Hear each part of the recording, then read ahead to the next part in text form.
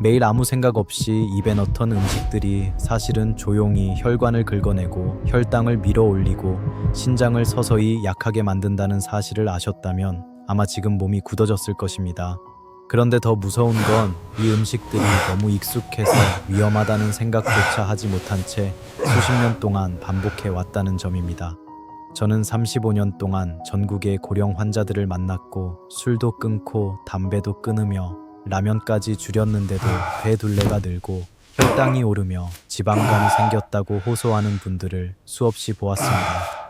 기록을 살펴보면 답은 늘 같았습니다. 그분들의 식탁에는 세계 영양학자들이 최고 위험군으로 지목한 음식들이 도망치듯 숨어 있었고 그것이 매일 건강을 갉아먹고 있었습니다. 여러분 안녕하십니까? 저는 노후 건강 누림의 덕돌 김약손입니다. 오늘 저는 단순히 음식 목록만 나열하지 않겠습니다. 이 음식들이 왜 위험한지, 어떤 방식으로 혈관과 간을 잠식하는지, 그리고 어떻게 여러분의 입맛과 뇌까지 조종하는지까지 모두 드러내겠습니다. 먼저 세계 전문가들이 경고한 혈관 파괴 10대 정크푸드를 공개하고 이어서 식품 회사들이 여러분을 중독시키는 5가지 전략을 밝히며 이미 드셨더라도 몸을 되살리는 해독 절차와 일주일 회복 로드맵, 그리고 그 끔찍한 정크푸드를 대신할 안전한 대체 음식까지 모두 안내해 드릴 것입니다. 영상에서 단 한 문장도 놓치지 마십시오. 지금 이 지식이 여러분의 남은 10년을 결정할 수 있기 때문입니다. 시작하기 전에 구독과 좋아요는 여러분의 건강을 지키려는 제 노력을 가장 크게 응원하는 행동입니다. 어디에서 시청하고 계신지도 댓글로 남겨주십시오. 이제 본격적으로 들어가기 전에 아주 간단한 테스트를 해봅니다. 대답은 마음속으로만 하시면 됩니다. 이 테스트는 여러분의 몸이 정크푸드에 얼마나 취약한지 확인하는 첫 관문입니다. 준비되셨다면 시작하겠습니다. 첫 번째 질문입니다. 여러분은 단 음식이나 밀크티, 탄산음료를 보면 이유 없이 손이 가나요? 혀끝이 먼저 반응하고 머리보다 욕구가 빨리 움직인다면 이는 이미 당 의존 신호가 올라왔다는 뜻입니다. 두 번째 질문입니다. 밤 9시 이후에도 자꾸 뭔가를 찾고 특히 단맛이나 기름진 음식이 갑자기 떠오르나요? 야식은 혈당을 급격히 흔들고 간에게 휴식 시간을 빼앗아 복부 지방을 쌓이게 만드는 가장 교묘한 함정입니다. 세 번째 질문입니다. 스트레스를 받을 때 음식이 먼저 떠오르나요? 코르티솔이 높아지면 뇌는 빠른 보상을 원하고 그때 기름지고 달콤한 정크푸드가 가장 강력한 유혹으로 다가옵니다. 네 번째 질문입니다. 아침을 자주 걸으시나요? 아침을 건너뛰면 몸은 낮 동안 당을 더 갈망하고 특히 튀김류나 단 음식을 더 쉽게 선택하게 됩니다. 마지막 질문입니다. 복부 지방이 눈에 띄게 많아지고 조금만 먹어도 배가 금방 불러오나요? 이는 몸이 당과 나트륨, 지방을 제대로 처리하지 못하고 있다는 적신호일 수 있습니다. 지금 마음속으로 예라고 답한 항목이 4개 이상이라면 여러분의 몸은 정크푸드에 극도로 민감한 고위험군입니다. 조금만 잘못 먹어도 혈당이 급히 튀고 복부 지방이 빠르게 쌓일 수 있습니다. 3개라면 중간 위험군으로 작은 실수도 축적되면 큰 부담을 만들 수 있습니다. 0가에 또는 1개라면 비교적 잘 버티는 체질이지만 안심할 수는 없습니다. 나이가 들수록 작은 나쁜 습관도 몸을 더 빨리 무너뜨릴 수 있기 때문입니다. 그렇다면 이제 가장 중요한 질문이 남습니다. 도대체 어떤 음식들이 여러분의 혈관을 매일 조금씩 갈라놓고 간을 무겁게 짓누르고 신장을 조용히 약하게 만들고 있을까요? 그리고 왜 우리가 그 위험을 전혀 감지하지 못한 채 매일 먹어왔을까요? 지금부터는 세계 전문가들이 경고한 최고 단계 위험 음식 10가지를 하나씩 공개하겠습니다. 10가지 이 목록의 1위는 여러분이 상상조차 못한 음식일 수 있습니다. 정크푸드 목록의 1위는 너무 작고 귀엽게 생겨서 경계심조차 일어나지 않는 쿠키와 공장제 과자입니다. 하지만 이 작은 한 조각 안에는 혈관을 빠르게 손상시키는 트랜스 지방이 숨어 있습니다. 유럽 심장학회는 트랜스 지방을 두고 혈관을 조용히 파열시키는 최상위 위험군이라고 규정했으며 단 2g만으로도 동맥경화 위험을 눈에 띄게 끌어올린다고 발표했습니다. 문제는 제조 과정입니다. 바삭한 식감과 긴 보관 기간을 만들기 위해 공장은 마가린과 쇼트닝 같은 부분 경화유를 사용하고 이때 생성되는 트랜스 지방이 혈관벽에 들러붙어 나쁜 콜레스테롤을 치솟게 하고 좋은 콜레스테롤을 급격히 떨어뜨립니다. 여러분이 커피 한 잔과 함께 무심코 집어먹던 과자 한 조각이 사실은 심장에 매일 상처를 내는 칼날이었던 셈입니다. 더 무서운 건 설탕 함량입니다. 뇌를 자극하는 정제당이 가득해 한 조각으로는 절대 멈출 수 없도록 설계되어 있고 포만감은 거의 없어 자신도 모르게 과식을 하게 됩니다. 미국 영양의학회 자료에 따르면 이런 고밀도 간식류는 포만감 왜곡 음식으로 분류되며 실제 섭취량이 본인이 느낀 양보다 평균 2배 이상 높다는 보고가 있습니다. 쿠키의 진짜 위협은 일상성입니다. 일할 때도, TV를 볼 때도, 손자에게 간식으로 줄 때도 등장하고 이 익숙함이 위험을 완전히 가려버립니다. 작은 과자 한 봉지라도 혈당을 흔들고 혈중 지방을 올려 심장병, 당뇨, 지방간 위험을 조용히 축적시키며 특히 노년층은 대사 속도가 느려 더 빠르게 손상됩니다. 이것이 1위가 선택된 이유입니다. 그리고 다음 음식은 여러분이 더 자주 먹는 것일지도 모릅니다. 두 번째는 소시지, 베이컨, 햄, 훈제육 같은 가공육입니다. WHO가 이 식품군을 담배 성면과 같은 일군 발암물질로 공식 지정한 이유는 단순한 소문이 아니라 수십 년간 축적된 연구 결과 때문입니다. 특히 아질산염과 질산염이 체내에 들어오면 강력한 니트로사민으로 전환되며 이는 대장암과 위암 위험을 폭발적으로 끌어올립니다. 한국 고령층에 꾸준히 증가하는 장기계 암 발병률을 분석한 서울대병원 자료에서도 가공육 섭취 빈도와 암 위험 사이의 상관성은 뚜렷하게 보고되었습니다. 문제는 편리함입니다. 아침 식사, 샌드위치, 도시락, 심지어 어린아이 간식까지 하루 일과 어디든 끼어드는 음식이라 쉽게 경계가 무너집니다. 저가 소시지는 더 위험합니다. 남은 고기, 조각과 지방 찌꺼기, 출처가 불명확한 재료에 향료와 색소를 섞어 원래의 냄새를 감춘 뒤 높은 염분과 방부제를 넣어 식감을 그럴듯하게 만들기 때문입니다. 이런 제품은 간과 신장이 해독해야 하는 화학물질의 무게가 훨씬 더 큽니다. 유럽식품안전청은 이러한 저등급 가공육을 지속 섭취 시 조직 손상 누적 속도가 2배 이상 빨라진다고 경고했습니다. 오늘 햄 한 장이 사소하게 느껴지지만 1년이면 수백 장, 10년이면 수천 장이 되어 암과 만성질환의 위험 그래프를 가파르게 끌어올립니다. 익숙함이 가장 교묘한 독이 되는 순간입니다. 그리고 지금부터 등장할 3위 음식은 여러분이 가벼운 음식이라고 착각해 더 자주 먹는 종류일 가능성이 큽니다. 세 번째는 전 세계 어디서나 쉽게 접할 수 있어 더 위험한 음식, 바로 튀김류입니다. 감자튀김, 치킨, 꽈배기, 도넛, 템푸라 등 기름 속에 잠겨 조리되는 모든 음식이 포함됩니다. 많은 분들은 칼로리가 높아서 위험하다고 생각하지만 진짜 공포는 조리 과정에서 발생하는 산화지방과 발암성 화합물입니다. 특히 재사용된 기름은 시간이 지날수록 독성 물질이 기하급수적으로 증가하며 유럽식품안전청 EFSA은 오래된 튀김유를 혈관벽을 급격히 약화시키는 고위험 산화물질 발생원으로 지정했습니다. 작은 치킨 한 조각에 수백 칼로리가 숨어 있고 감자튀김 한 봉지로도 하루 지방 권장량을 가볍게 넘길 수 있습니다. 문제는 이렇게 위험한 음식이 보상 음식으로 너무 자연스럽게 사용된다는 것입니다. 스트레스 받을 때, 외출 중 허기질 때, 친구와 만나 즐길 때, 튀김류는 언제나 손쉽게 떠오르는 선택입니다. 이 반복이 쌓이면 혈관은 점점 딱딱해지고 중년 이후에는 동맥경화, 심근경색, 뇌졸중 위험이 실제 수치로 드러나기 시작합니다. 한국지질동맥경화학회는 N주 3회 이상 튀김류를 섭취한 고령층에서 심혈관 질환 발생률이 42% 높아진다고 보고했습니다.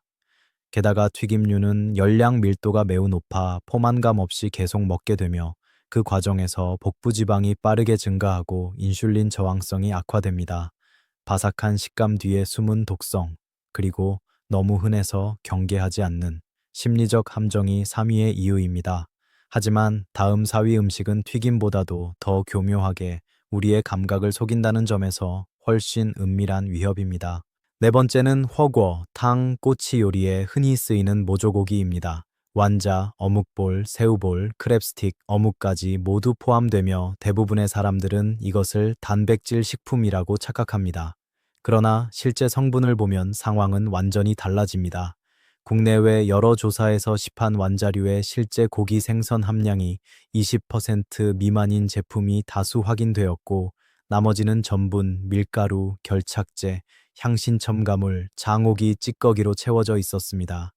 유럽식품안전청 EFSA는 이런 가공 완자류를 단백질로 위장한 합성 탄수화물 덩어리라고 규정하며 장기 섭취 시 대사 질환 위험이 60% 상승한다고 경고한 바 있습니다. 더 큰 문제는 이 음식이 우리의 감각을 속인다는 점입니다. 쫄깃한 식감, 먹기 좋은 크기, 강한 풍미는 마치 양질의 단백질을 섭취하는 듯한 착각을 만들지만 실제로는 간과 신장이 처리해야 하는 화학 물질이 대부분입니다. 특히 고령층은 해독 능력이 떨어져 이런 첨가물이 더 오랫동안 체내에 머무르고 혈압 지질 균형을 무너뜨리기 쉽습니다. 서울대 의대 연구에서는 완자류 주 4회 이상 섭취한 군에서 이상지질혈증 발생률이 유의하게 높아졌으며 간 효소 수치 상승까지 관찰됐다고 보고했습니다. 익숙한 국물 요리 속에 숨어 있기 때문에 더 위험합니다. 우리는 이것을 건강하고 가벼운 한 끼라고 믿지만 실제로는 몸속에 조용히 누적되는 화학 부하를 먹고 있었던 것입니다. 이 은밀한 위장이 사위를 차지한 이유이며 다음 음식은 한국인의 식탁에서 가장 흔하지만 그만큼 치명적인 결과를 남길 수 있습니다.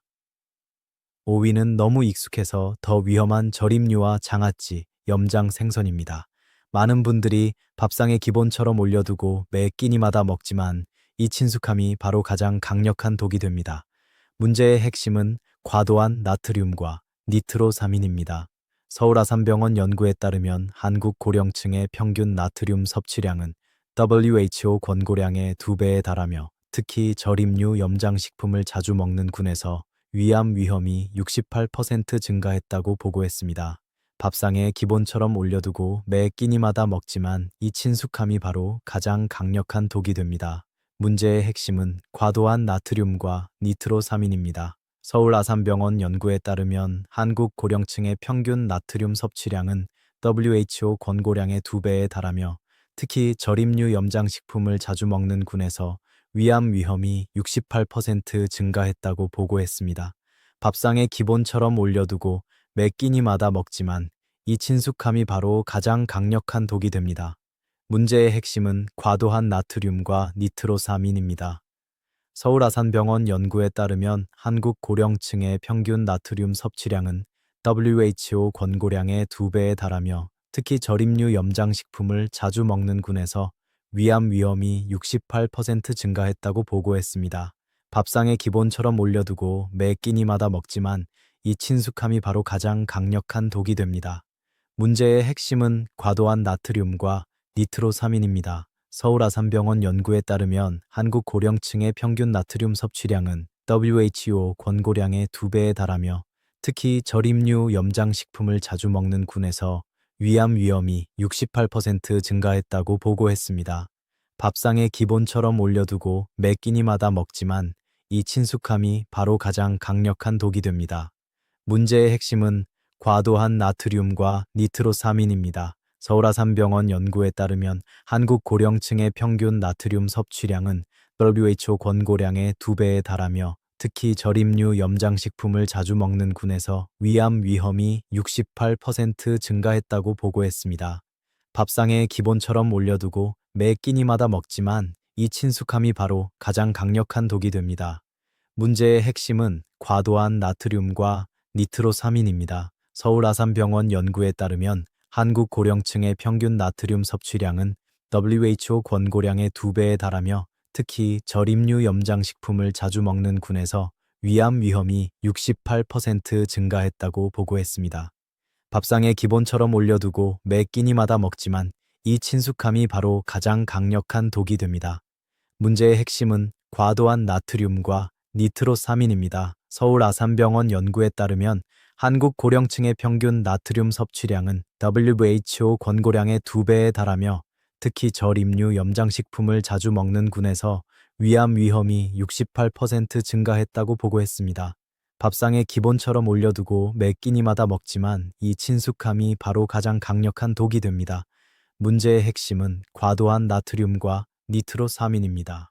서울아산병원 연구에 따르면 한국 고령층의 평균 나트륨 섭취량은 WHO 권고량의 2배에 달하며 특히 절임류 염장식품을 자주 먹는 군에서 위암 위험이 68% 증가했다고 보고했습니다. 밥상에 기본처럼 올려두고 매 끼니마다 먹지만 이 친숙함이 바로 가장 강력한 독이 됩니다. 문제의 핵심은 과도한 나트륨과 니트로사민입니다. 서울아산병원 연구에 따르면 한국 고령층의 평균 나트륨 섭취량은 WHO 권고량의 2배에 달하며 특히 절임류 염장식품을 자주 먹는 군에서 위암 위험이 68% 증가했다고 보고했습니다. 밥상에 기본처럼 올려두고 매 끼니마다 먹지만 이 친숙함이 바로 가장 강력한 독이 됩니다. 문제의 핵심은 과도한 나트륨과 니트로사민입니다. 서울아산병원 연구에 따르면 한국 고령층의 평균 나트륨 섭취량은 WHO 권고량의 2배에 달하며 특히 절임류 염장식품을 자주 먹는 군에서 위암 위험이 68% 증가했다고 보고했습니다. 밥상에 기본처럼 올려두고 매 끼니마다 먹지만 이 친숙함이 바로 가장 강력한 독이 됩니다. 문제의 핵심은 과도한 나트륨과 니트로사민입니다. 서울아산병원 연구에 따르면 한국 고령층의 평균 나트륨 섭취량은 나트륨이 지나치게 많으면 혈관이 수축하고 신장은 과부해 빠져 혈압이 끌어올려지고 체액 저류가 일상화됩니다. 그러나 더 무서운 건 절임 발효 염장 과정에서 자연적으로 생성되는 니트로사민입니다. 미국 국립암연구소 NCI는 이를 소화기 점막을 직접 공격하는 고위험 발암인자로 지목하며 장기간 노출 시 위암 비인두암 발생률이 가파르게 상승한다고 발표했습니다. 김치나 절임 채소가 건강식이라고 믿는 분들도 많지만 이는 양면을 가진 음식입니다. 적절한 양은 도움이 될 수 있지만 매일 많이 먹는 순간 심혈관, 소화기, 신장 시스템 전체가 천천히 침식되기 시작합니다. 특히 고령층의 신장은 나트륨 배출 속도가 느려 조금의 과잉도 바로 혈압 상승과 부종으로 이어질 수 있습니다. 더 무서운 사실은 이 음식들이 너무 익숙해서 경계심을 완전히 마비시킨다는 점입니다. 밥 한 숟가락에 곁들인 작은 한 조각이 문제없어 보이지만 수십 년의 반복 섭취는 혈관을 좁히고 점막을 약화시키는 조용한 침투가 됩니다. 그리고 지금부터 등장할 6번째 음식은 더 빠르게 혈관을 흔들고 췌장을 몰아붙여 단 몇 분 만에 몸의 균형을 깨뜨릴 수 있는 물질입니다. 유기는 배도 부르지 않으면서 혈당만 순식간에 밀어올리는 탄산음료와 각종 가당음료입니다. 문제는 액체 형태의 단기, 흡수 속도, 최상위 위험군이라는 점입니다. 미국 하버드 공중보건대학은 액체당을 췌장을 즉시 압박하는 급성대사 폭탄으로 분류하며 단 한 캔의 탄산음료가 인슐린 분비를 300까지 끌어올릴 수 있다고 발표했습니다. 작은 캔 하나에 티스푼 7에서 9스푼 분량의 설탕이 들어있고 일부 인기 음료는 밀크티보다 더 많은 당을 포함합니다. 이 당이 몇 분 만에 혈액 속으로 치솟으면 췌장은 폭주하는 혈당을 잡기 위해 인슐린을 퍼붓고 그 결과 혈당은 급락과 급등을 반복하며 지방간, 복부 비만, 인슐린 저항성의 길로 빠르게 들어갑니다. 유럽 당뇨학회는 매일 가당 음료를 마시는 사람의 대사증후군 위험이 52% 증가한다고 경고했고 서울대병원 분석에서도 하루 한 캔이라도 꾸준히 마시는 고령층의 심혈관 질환 위험이 흡연자와 유사한 장기 손상 패턴을 보인다고 밝혔습니다. 더 무서운 건 포만감이 전혀 없다는 점입니다. 먹었다는 느낌도 없는데 혈당과 간은 치명적인 타격을 받습니다. 그래서 사람들은 자신도 모르게 하루 2캔, 3캔을 마시고 그때마다 체내 염증 반응과 지방 축적이 반복됩니다. 특히 노년층의 간은 회복 속도가 느려 작은 캔 하나도 다음 날까지 피로감과 무거움으로 이어질 수 있습니다. 청량감 뒤에 숨어 있는 이 빠른 공격성 때문에 가당 음료가 6번째이며 다음 음식들은 달콤함과 바삭함 뒤에 중독성을 숨겨둔 더 은밀한 함정들입니다. 7위는 과자와 스낵류입니다. 작고 가벼운 봉지 하나가 아무렇지 않아 보이지만 이 작은 패키지 안에는 고밀도 칼로리, 산화된 기름, 과도한 소금, 화학 조미료가 치밀하게 설계된 비율로 들어 있습니다. 미국 식품과학회 IFT는 스낵류를 뇌의 보상 회로를 직접 자극하도록 조합된 식품군이라고 규정했으며 바삭함, 짠맛, 기름짐 향의 조합이 도파민 분비를 유도해 멈추기 어렵게 만든다고 발표했습니다. 그래서 배가 고프지 않아도 한 봉지, 두 봉지로 손이 계속 갑니다. 40g짜리 작은 봉지에도 간식 한 끼 분량의 칼로리가 들어있으며 포만감은 거의 없습니다. 노년층은 대사량이 낮아 같은 양을 먹어도 체지방 증가 속도가 더 빠르기 때문에 특히 위험합니다. 이어지는 8번째는 달콤함의 대표 아이콘 아이스크림입니다. 부드럽고 시원해 쉽게 먹히지만 그 속에는 정제당, 포화지방, 식물성 유지, 인공향이 결합한 이중 공격 구조가 숨어 있습니다. 하버드 의대 자료에 따르면 아이스크림 한 컵은 지방과 당이 동시에 혈중으로 유입되어 혈관 내벽의 염증 반응을 급격히 높일 수 있으며 감정 스트레스를 느낄 때 더 강하게 갈망을 유도한다고 밝혔습니다. 여기에 구이 음식 산업용 땅콩 버터가 더해지면 문제는 더 커집니다. 많은 분들이 건강식으로 오해하지만 시판 땅콩 버터 대부분은 설탕, 값싼 경화유, 소금, 점증제가 섞인 고칼로리 단당 지방 혼합물입니다. 특히 흰식빵과 함께 먹으면 혈당이 단숨에 튀어오르는 조합이 됩니다.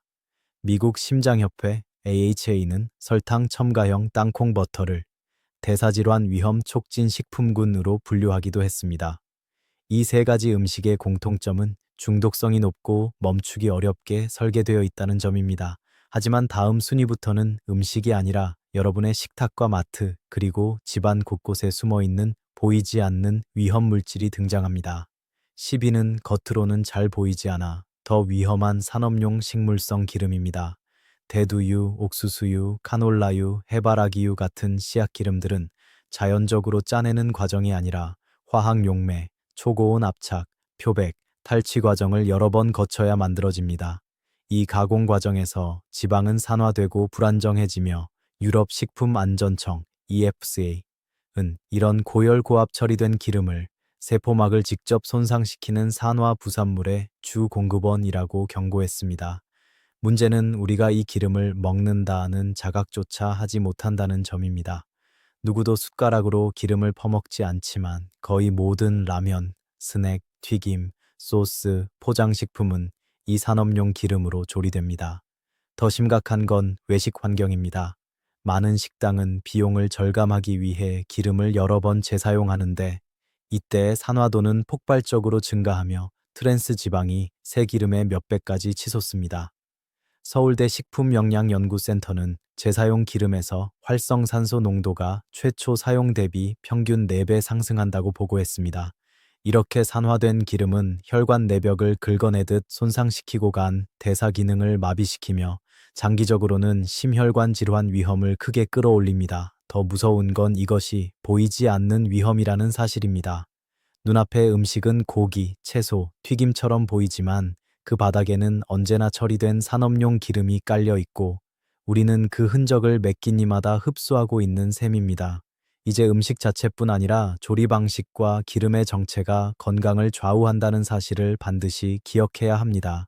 그리고 지금부터는 음식보다 더 교묘하게 우리의 판단을 훔쳐온 중독 마케팅 기술이 공개됩니다. 이제부터는 더 섬뜩한 진실을 보게 됩니다.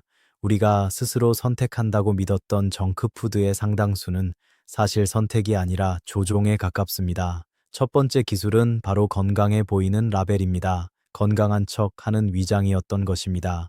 두 번째 기술은 가성비 심리를 이용한 대용량 전략입니다. 몇천 원만 더 내면 더 큰 컵, 더 큰 사이즈, 더 많은 양을 준다는 유혹입니다.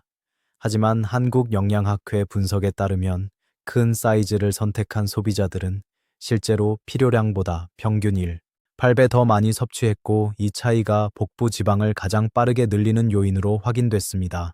세 번째 기술은 색채의 자극입니다. 빨강, 노랑, 주황 포장은 심박수를 높이고 식욕을 자극하는 효과가 과학적으로 입증됐으며 식품 회사는 이를 이용해 정크푸드를 눈높이에 배치하고 강렬한 이미지로 반복 노출합니다.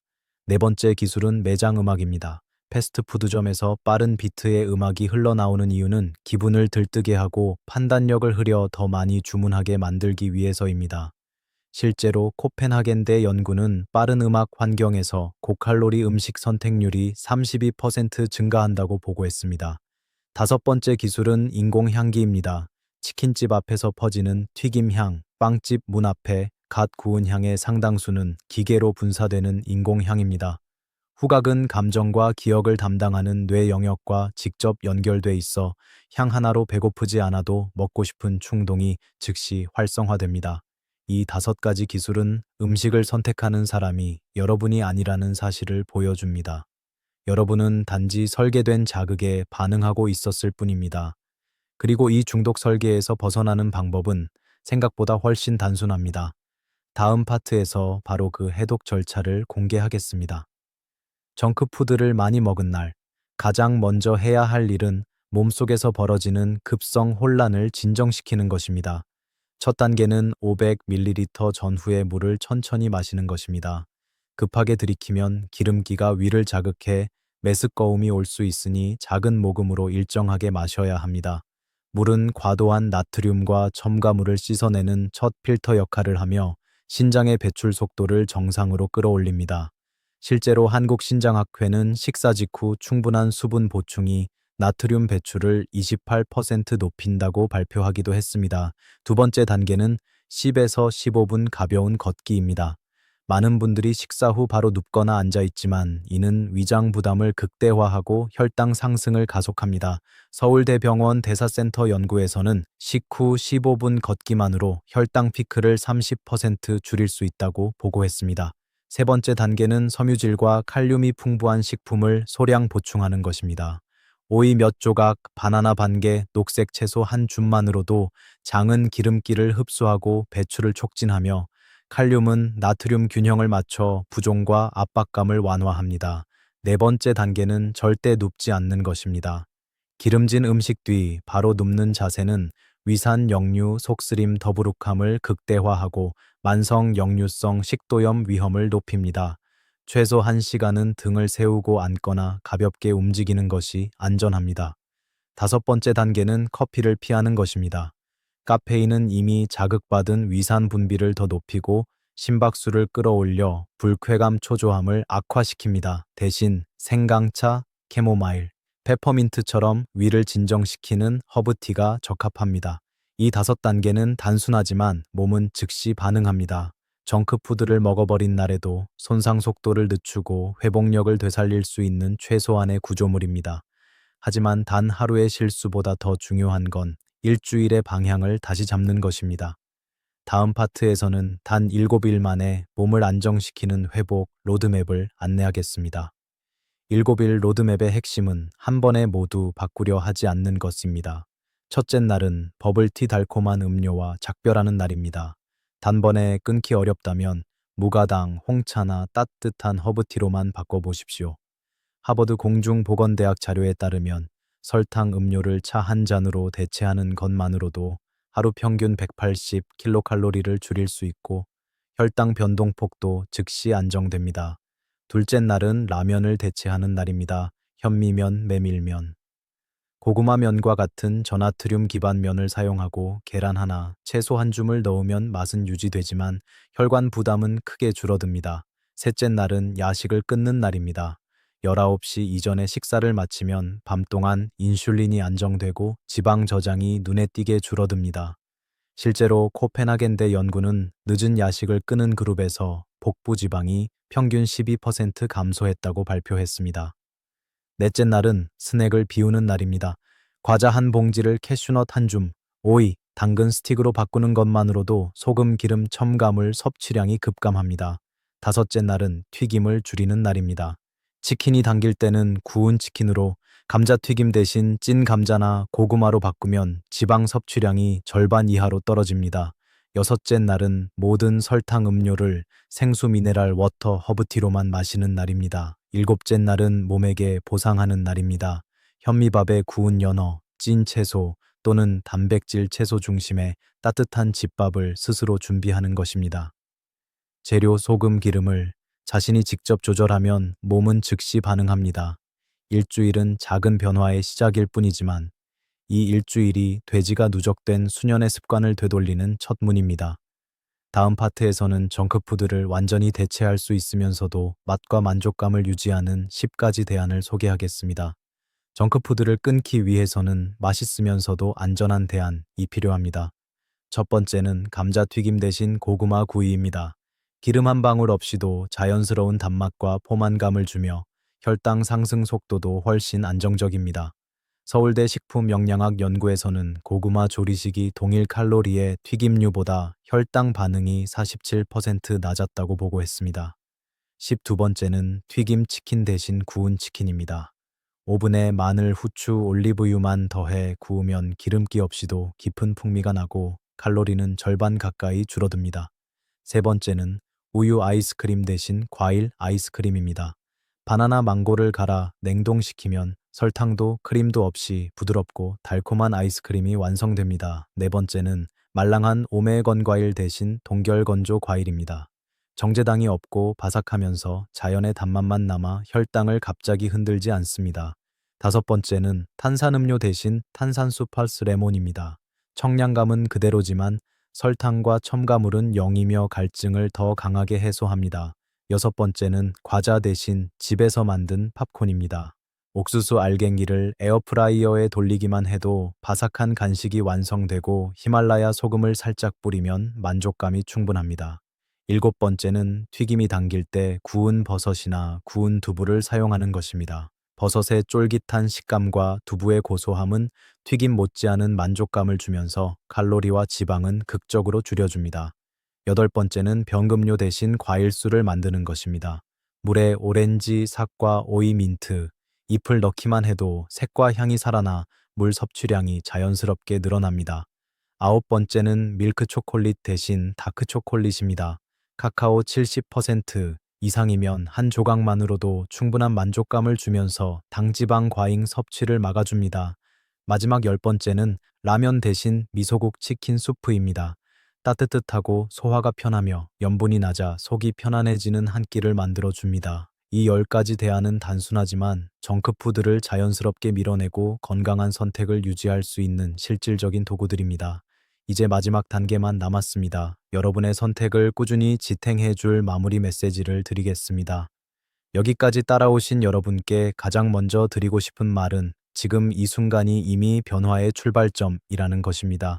단 하루 만에 모든 습관을 뒤집을 필요도 없고 완벽하게 해야 할 의무도 없습니다. 오늘 단 하나라도 이해했고 단 하나라도 실천했다면 그것은 몸을 향한 강력한 선물입니다. 나이가 들수록 작은 선택 하나가 혈관과 장기 건강에 미치는 영향은 젊을 때보다 훨씬 크게 증폭됩니다. 매 끼니 조금 덜 짜게, 조금 덜 달게, 조금 더 자연스러운 재료로 바꾸는 것만으로도 신장은 숨을 쉬고 가는 가벼워지고 혈관은 다시 유연함을 되찾습니다.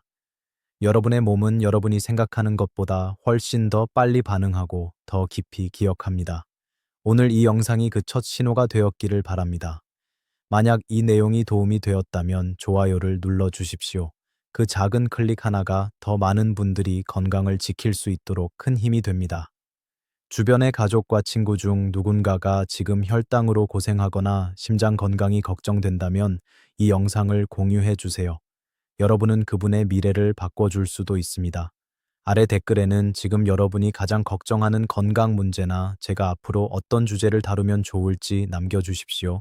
저는 모든 댓글을 읽고 있으며 여러분의 이야기가 다음 영상을 만드는 방향이 됩니다. 마지막으로 구독과 알림 설정을 잊지 마세요.